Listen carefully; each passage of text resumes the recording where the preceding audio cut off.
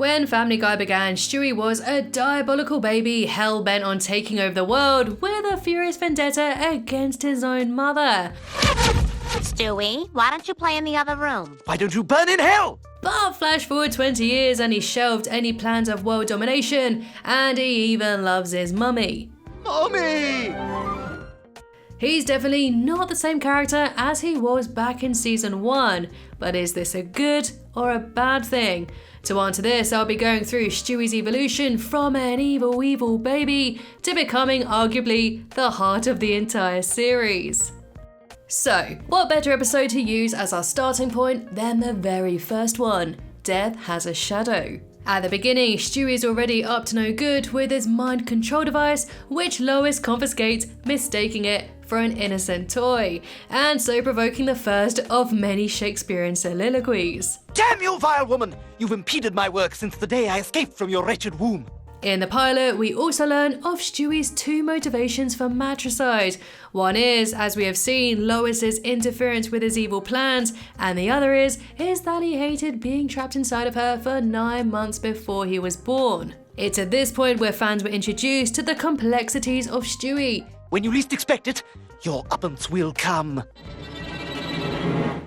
Yes, he is highly intelligent with the ability to create complicated weapons, but he doesn't understand basic biology because, well, he is still a baby. This build-up made it all the more ironic that he was the one to save Peter and Lois from being imprisoned, using his mind control device to change the judge's mind, showing us that even though Stewie may hate his parents, he at least still acknowledges his dependence on them. Intolerable as it may be, I'm completely dependent upon those wretched drones for sustenance. This complex characterization of quirky baby logic, shrouded in evil, was expanded on in the third episode, Chitty Chitty Death Bang. Here, Stewie is scared of being put back in the womb for his first birthday party, mistaking Meg's cult leader as the same man in white who delivered him. So after taking him out, Stewie feels confident in his plan for world domination again. But when he's given his birthday wish, he initially fantasizes about war and destruction, but instead uses it to turn his party into a disco that John Travolta would be proud to shake his pelvis at. Not only was this a randomly funny end to the episode, but it could have also foreshadowed his evolution into becoming more of a fun-loving and flamboyant character later on. This was a slow-burning arc that carried on throughout season 2, continuing to show more of evil Stewie and his failed plans to take out Lois. Brian Griffin and the Road to Saga, i.e. Stewie's Road to Kindness. If there's a character that's key to Stewie's development, it's Brian Griffin. What started out as a friendly rivalry transpired into one of the most entertaining relationships in the entire series. So after a season and a half of being a glorified side gag, Stewie was given a bigger spotlight in the episode Road to Rhode Island, which would become the first of many as it was so popular. And although Rhode Island is more about Brian finding his mother, Stewie really shines on this wacky adventure. He's not just in the supportive or devious one-liner role, he's integral to the mechanism of the plot in getting the two of them back home. And the following installment of the saga, Road to Europe, focused more on Stewie and his baby logic that we loved him for, this time playing with the fact that he believes a show like Jolly Farm is real. So wishing to live in this fictional English farmyard, he travels to Europe with Brian chasing after him. Finally, Stewie realizes that Jolly Farm isn't real and grows from it, and we see more of Stewie's silly side when he embraces funky fruity hats. Meet the Stewie who loves funky fruit hats. Stewie really shined as a character, as it's in these episodes where we fully realised and appreciated his infant naivety, which counteracted against his intelligence, showing just how much potential Stewie had as a leading character, and how memorable he is in animation in general. Stewie Griffin's retirement of world domination. If there's a point where Stewie's gimmick of global takeover was coming to an end, it was in the 3-part special Stewie Griffin, The Untold Story. In part 1, Stewie Be Good, he dies after an incident with a lifeguard chair, and so is sent to hell. But after being given a second chance, the baby really tries his best to change his evil ways. Knock knock. Who's there? Your friend, Stewie. and he's always gonna be there for you.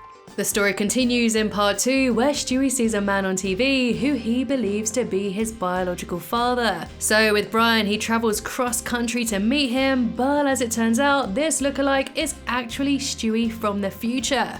He was in the past, of course, because he was on vacation, and just when he's about to return to the future, the baby jumps on his back.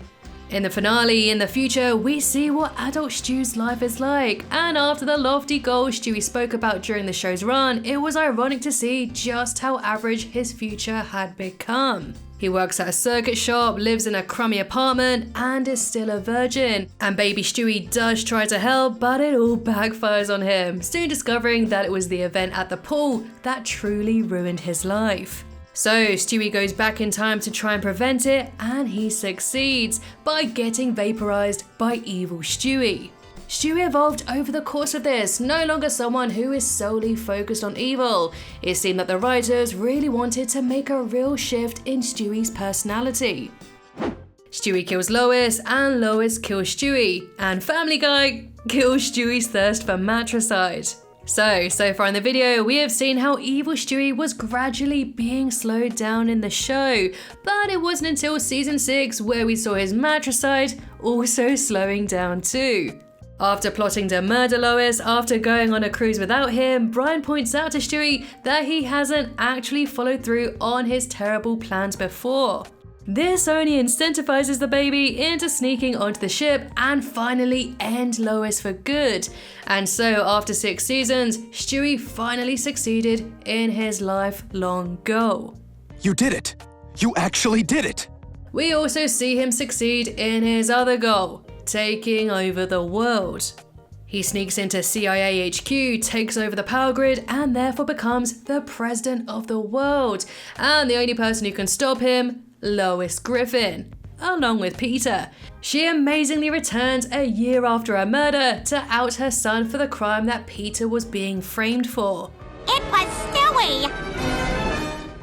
And so the parental duo also succeeds in killing Stewie, all before the entire thing turned out to be a silly simulation. And while many saw this ending as a cop-out, I feel this two-parter was the writer's way of saying goodbye to the old mother-hating Stewie, which by that point had become pretty tired anyway, no longer fitting in with Stewie's more fun and quirky personality. Heck, much later on in season 19, one of his first words that everyone understands is Mommy!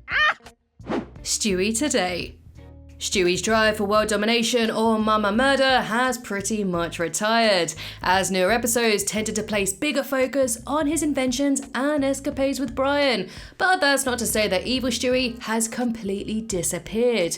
We do get occasional glimpses, like when he kills the new Brian in season 7, but overall his sinister traits have become fewer and far between, and his softening dark side was even the focus of season 9's The Hand That Rocks the Wheelchair. In it, Brian tells Stewie that he is going soft and losing his edge, and realizing that the dog is right, Stewie builds a machine to boost his evil, but while it doesn't work per se, it does create a clone, an evil Stewie clone. This leads on to a fight between the two Stewies, with Brian eventually shooting one, and although it does end with the twist that the evil clone may have still survived, Stewie's sinister traits continue to dilute after this. I feel that this episode acknowledged that Stewie had changed, but he's at least a lot more three-dimensional now. As episodes shifted away from his evil antics, plotlines focused more on his vulnerability, such as his deepening friendship with Brian. I love you as one loves another person whom one simply cannot do without. Episodes like Brian and Stewie, as well as season 16's Dog Bites Bear, allowed Stewie's emotional walls to finally come down. He was unafraid to get serious and raw, something unimaginable with the earlier, more one-dimensional Stewie. His vulnerability would be pushed even more in the very next episode, season 16's Send In Stewie Please, starring Stewie mostly confined to one room other than one child psychologist, Dr. Cecil Pritchfield. And together they expose the full breakdown of the baby, and he even reveals the burden of his intelligence and yearning to be more normal. Maybe I'm worried nobody's going to like me.